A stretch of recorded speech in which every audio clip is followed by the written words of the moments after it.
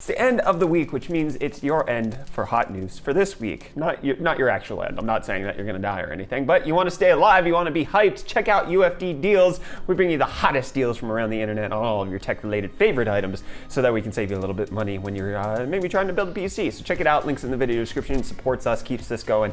Much appreciated if you do check that out. Anyways, let's just get into the news. Let's start off today with a little bit of things that might terrify you. In case you haven't heard, Egypt's Ministry of Antiquities had actually announced that there was a brand new sarcophagus. The sarcophagus is over 2,000 years old, comes in weighing at 30 tons, just made of black granite. It looks like it's something out of a movie, and in case you hadn't heard, they were going to open it. So that was the creepy thing. They indeed opened it, and it turns out that there was 3 bodies in there, 3 skeletons, and an abundance of red liquid sewage that had leaked through a crack. There's nothing special in it. A 30-ton sarcophagus lifted out, open for red sewage. They did say, however, the sarcophagus has been opened, but we have not been hit by a curse. Hopefully that's true. We're gonna hope for them.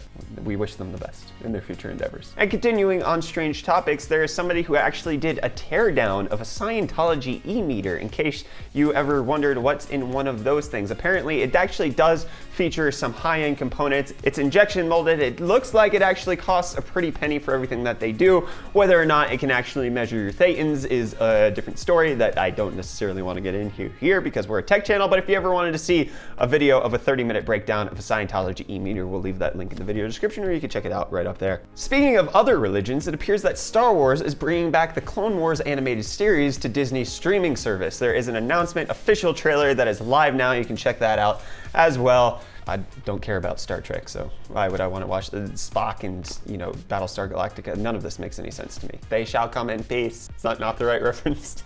Reece is giving me a no. But it looks like Huawei, the cell phone manufacturer, is looking to sell over 200 million devices in 2018. A report says that Huawei reached the 100 million unit shipment milestone on December 22nd, 2015. Sources indicate that Huawei has actually hit the 100 million unit milestone every year since 2015, but always sooner than the previous. So in 2015, it was December 22nd, 2016 was October 14th, and then last year was September 12th. So they're looking to over double that. I mean, Huawei is gaining a lot of traction since it's reported that Apple only sold 215 million iPhones in 2017. So we'll see how this develops and whether or not everybody's going to be rocking a Huawei phone instead of a Samsung Galaxy piece of junk in a few years. Let's see where this goes. Yeah, I'm talking to you, Tank. Your S9 Plus sucks. Viva la Pixel 2 XL. It appears that Microsoft is making a lot of money, in case you didn't know. It looks like a lot of their divisions are seeing increased revenue growth, with their Azure cloud revenue growing 89%.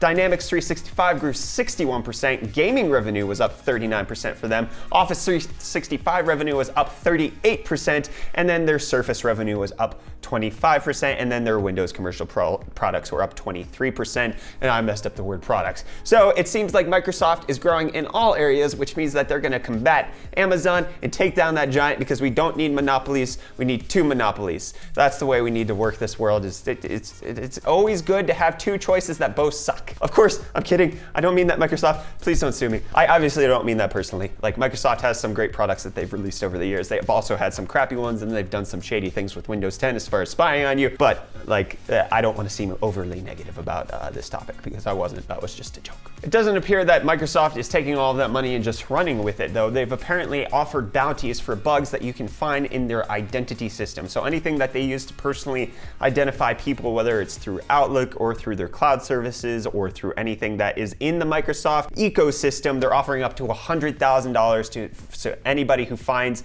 anything in the Microsoft Identity Bounty Program, which could be a great way to earn a little extra cash if you actually know how to find bugs and report it to them. So it doesn't look like they're taking all of the money that they earn. They're paying back the community, but only the super smart folks who know how to actually find bugs in these things. Speaking of Microsoft, Uber is apparently partnering with the company Cargo to bring you snacks, drinks, and electronics to your Uber trips in the near future. So Cargo provides drivers with boxes of snacks, drinks, electronics, and beauty products for free. The box sits on the console between the driver and the passenger seat, and each box has about 10 or so products. And then if you're interested in anything that's in the Uber seat, you can use your smartphone to pay for it and get those items. There are a few things that would be free, like some candy and bubble gum, but for the most part, this is going to help make Uber monies a little bit more money. And speaking of making things more accessible to people who pay money a terrible segue. It appears that Spyro, the reignited trilogy, has been leaked to be coming out on the PC and the Switch so that everybody can enjoy the 90s nostalgia on whatever platform you want, because that's exactly how I want it. I want to be able to buy it everywhere that I can play the game, because I just remember flying around as that little dragon. Ooh, good memories. Anyways, let me know if you guys played the original Spyro trilogy. I want to hear about that down in the comments. I absolutely love the game. One of my favorite platformers of all time. A lot of many hours spent on that game. And now in an actually good segue, in the exact opposite frame of bringing things to more people, it appears that the de novo DRM that is on Sonic Mania is absolute garbage. Somebody is trying to crack the game, so that's how we found out about all of this, but it appears that there are some issues that are causing some problems to when people are trying to play the game. So it appears that there's a trigger in the time attack menu when you scroll down to the last levels. It's not closed properly, which causes the de novo to continue writing in its section until the game is closed, which causes a massive slowdown. It also causes people to get stuck in a loop of sorts, and it just appears that the Sonic Mania game might have quite a few bugs thanks to the de novo DRM that's implemented in the game, which, I mean, why would you steal a Sonic game? But then at the same time, this is brought to you by a guy who's trying to crack it. You have both sides of the coin right there. Like, somebody's trying to hack the game while also trying to reveal why putting in anti-hacking measures is a bad thing for video games.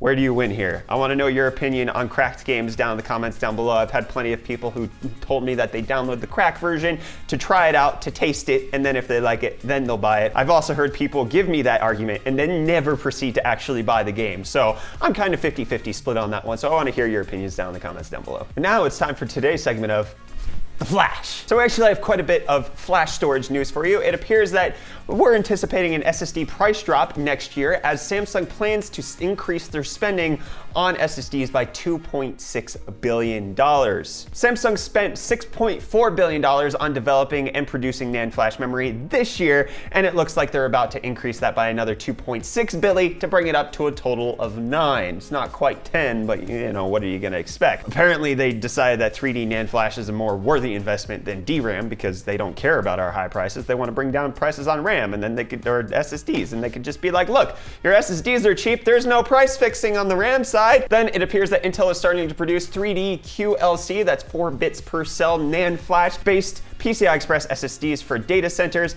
as well as Toshiba developing a 96-layer flash technology using 3D memory and 4 bits per cell, which could potentially bring us SSDs that have a maximum capacity of 1.33 terabits for a single chip. That would equate to a 2.66 terabyte SSD with 16 chips stacked architecture in one package.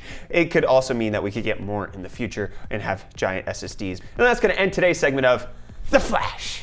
In case you didn't have enough choices for Intel processors, it appears that Amber Lake is coming out. Yes, another lake for you to remember. So it appears that Dell Chile accidentally showed 2 Amber Lake processor options that would be available in the upcoming Dell XPS 13. It appears that both of them have 2 cores and 4 threads with various amounts of base and boost clocks and a TDP of only 5 watts. So this is going to be on the super low end, and then Whiskey Lake is going to be the Coffee Lake refresh that we're expecting later. And speaking of the Coffee Lake refresh, is kind of confirming everything that we're just expecting at this point. I would take it as a given. The first official Z390 board has appeared in the Sci Software database. It looks like it's the Asus TUF Z390 Pro gaming board that's on their database. Who cares what that means? It was running an 8700K, so we don't have any news on new CPUs, but like, we're getting new Intel chips soon.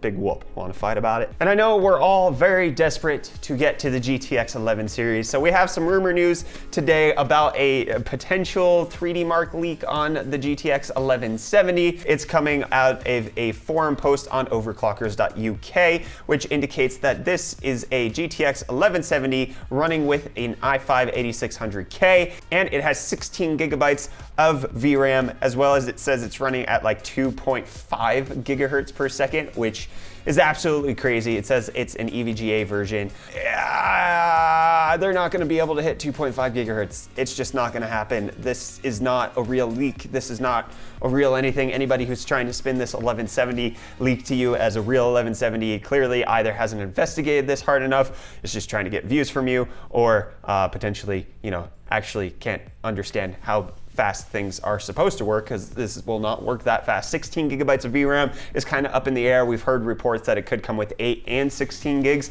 That wouldn't necessarily be all of that hard to believe, but what is super hard to believe is it hitting 2.5 gigahertz. So we're just gonna chalk this up to another fake 11 series rumor. Again, we don't have a whole lot of confirmed information besides GDDR6, and they're gonna be faster than the 10 series, but we'll keep holding out for hope, and we'll be sure to bring you the latest, freshest, actual news whenever it happens to drop. You can trust Hot News for that. Please trust me.